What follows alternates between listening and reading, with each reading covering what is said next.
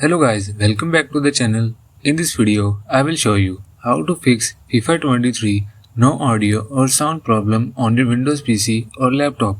So to fix this issue, follow every step as I am showing in this video, and don't forget to subscribe this channel and press the bell icon. Hope so this will fix your problem.